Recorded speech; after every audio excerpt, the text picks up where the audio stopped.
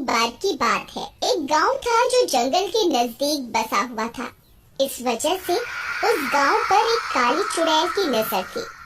वो अक्सर रात होने पर गांव में आती थी।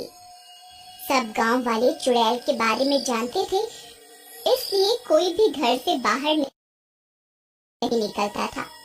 उसे जो भी मवेशी बाहर बंधा हुआ दिखाई देता, वह उसे ही मारकर खाने लगती थी। रोज रोज अपने मवेशियों की लाश देख देख कर गांव वाले परेशान हो जाते हैं। और एक रात जब वह चुड़ैल एक मुर्गी के बाड़े में घुसती है, तो सभी गांव वाले हाथ में मशालें लेकर उसे घेर लेते हैं और उस पर हमला कर देते हैं और उसे जलाकर मार डालते हैं।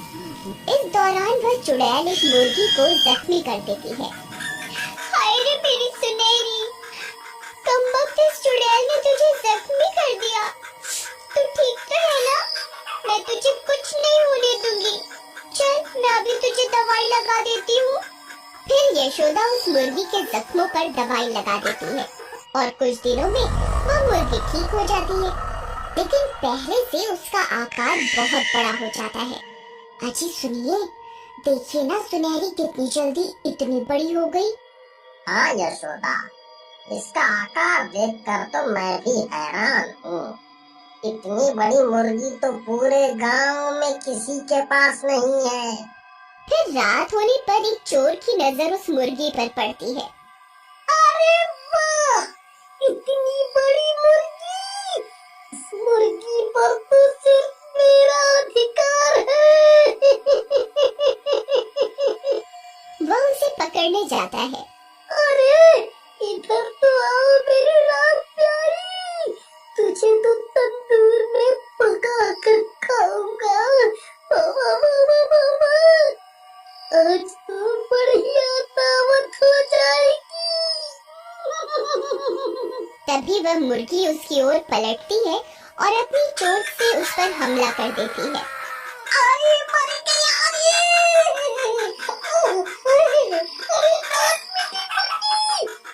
ये क्या कर रही है? हे भगवान, ये मुर्गी में इतनी ताकत कहाँ से आ गई? तभी वह मुर्गी अपना मुंह बड़ा करके उसे निगल जाती है। मुर्गी उसे खाकर चुपचाप अपनी जगह पर बैठ जाती है। फिर सुबह होने पर वह एक अंडा देती है। वह अंडा बहुत बड़ा होता है। अजी सुनिए, जल्दी बाहर आइए, ये देखिए यहाँ क्या है। क्या हुआ यशोदा, क्यों चिल्ला रही हो? ऐसा क्या देख लिया? अजी देखिए ना, ये अंडा कितना बड़ा है। ये अंडा सुनहरी ने दिया है। अरे वाह यशोदा, ये अंडा तो बहुत कीमती लगता है। चलो इसे उठा लो, इसे यहाँ खुले में नहीं रख सकते। यशोदा उसका अंडा उठाने लगती है। तभी वह मुर्गी उसे चोंच मारती है।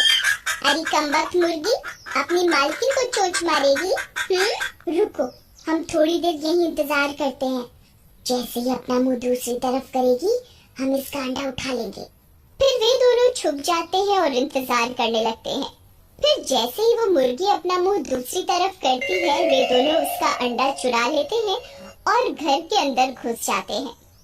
अरे वाह वाह यशोदा, हमारे हाथ तो खजाना लग गया। इतना बड़ा अंडा कभी किसी मुर्गी ने नहीं दिया प्रीतम। अगर हम इसे शहर में बेचने जाएंगे तो हमें इसके मुंह मांगे पैसे मिलेंगे। मैं कल ही इसे लेकर शहर जाऊंगा। वहीं दूसरी तरफ वो मुर्गी अपने अंडे को ना पाकर गुस्से में आ जाती है और अपने अंडे को सूंघते सूंघते उनके दरवाजे पर पहुंच जाती है। फिर वह मुर्गी खिड़की से झांक कर देखती है तो उसकी नजर उसके अंडे पर पड़ती है। फिर वह मुर्गी गुस्से में उनके दरवाजे पर अपनी चोंच मारना शुरू कर देती है। अरे ये कौन है? तुम यहीं रुको, मैं अभी देख कर आता हूँ। फिर रामू खिड़की से झांक कर देखता है तो उसे वह भूतिया मुर्गी उसके दरवाजे पर खड़ी हुई दिखाई देती है। अरे मर गए रे, ये कमबख्त मुर्गी तो अपना अंडा लेने के लिए यहाँ तक आ गई। अब क्या करूं? अरे यशोदा, ये कब मुर्गी तो अपना अंडा लेने के लिए मरे जा रही है। इसके पंजे तो देखो कैसे चुड़ैल के जैसे लग रहे हैं। अगर ये अंदर घुस गई तो हमारी शामत आ जाएगी। तभी वह अंडा हिलने लगता है और धीरे धीरे टूटने लगता है। अजी वाह, देखिए इसके अंडे में कुछ हलचल हो रही है। लगता है बच्चा निकलने वाला है। तभी उसका अंडा ऊपर से टूट जाता है और उसमें से एक बच्चा बाहर निकलता है। उसे देखकर उन दोनों की आंखें फटी की फटी रह जाती। अरे अरे, ये क्या चीज है? ये कैसा बच्चा है? अजी ये कोई बच्चा नहीं है जी, ये तो हमारे गांव का कालू चोर है जो इधर उधर चोरियां करता फिरता था। ये अंडे में से कैसे बाहर आ गया? अब उस कालू चोर के पंख भी होते हैं और मुर्गे जैसी पूंछ और पंजे होते हैं। मैं वापस आ गया। अरे वाह, तो मेरे पंख भी लग गए हैं। अब तो मैं जहाँ चाहे उधर उड़ के जा सकता हूँ। यशोदा, ये जरूर कोई शैतान है। हम इसे जिंदा नहीं छोड़ सकते। फिर रामू उसे लाठी से मारने लगता है। तभी वह मुर्गा खिड़की से उड़कर भाग जाता है। फिर रामू खिड़की पर जाकर मदद के लिए पुकारता है। अरे गाँव वालों, जल्दी इधर आओ, यहाँ बहुत बड़ा अनर्थ हो गया है। हमारी मुर्गी कोई और मुर्गी नहीं है, इसके अंदर किसी चुड़ैल का साया है। जल्दी आओ और इसे खत्म कर दो, नहीं तो ये किसी को जिंदा नहीं छोड़ेगी। फिर गांव वाले उस मुर्गी का रूप देखकर समझ जाते हैं कि दाल में जरूर कुछ काला है। रामू भाई सही कह रहे हैं, ये वही मुर्गी है जिसे उस चुड़ैल ने काटा था। हमें इसे खत्म करना होगा। चलो भाइयों, आज इस मुर्गी को पका कर इसका लेग पीस खाएंगे। फिर वे सब गांव वाले उसके ऊपर जलती हुई मशालों से हमला कर देते हैं और उस मुर्गी को जलाकर मार डालते हैं और उसे आग में से उसका लेग पीस निकाल कर खाने लगते हैं। वाह, मजा आ गया रामू भाई, तुम्हारी मुर्गी तो बहुत स्वादिष्ट निकली।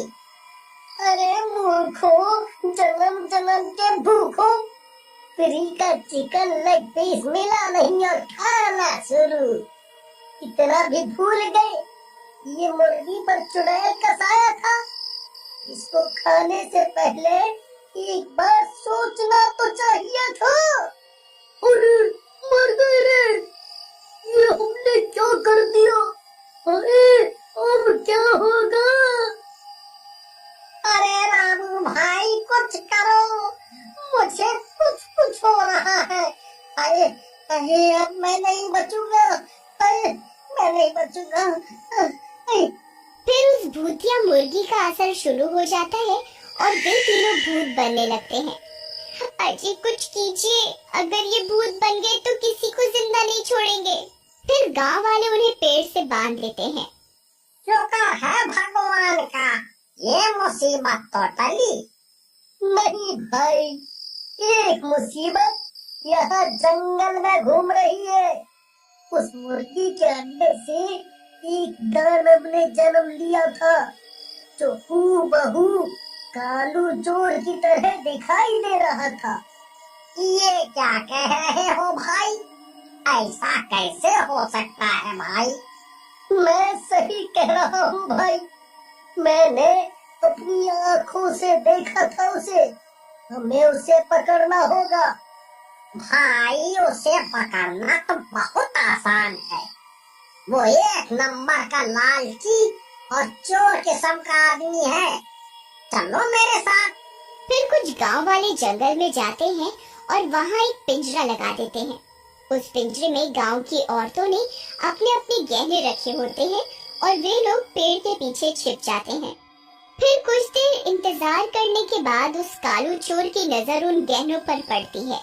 उसके अंदर का चोर जाग उठता है और वह पिंजरे की तरफ आ जाता है और उसमें घुस जाता है और गांव वाले पिंजरा बंद कर देते हैं और वह पकड़ा जाता है।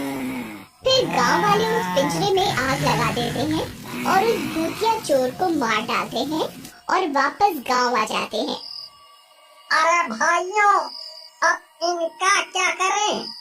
इन कमबख्तों को तो जलाकर मार भी नहीं सकते। मैं तुम्हारी मदद कर सकता हूँ।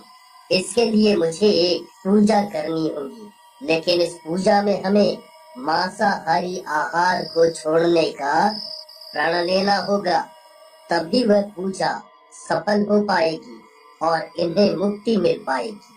हम सब प्रण लेते हैं, इस गांव में कोई भी व्यक्ति मांसाहारी भोजन नहीं करेगा। हम प्रण लेते हैं। पूजा संपन्न होने पर उस पूजा के जल को पुजारी उन तीनों पर डालते हैं तो वो तीनों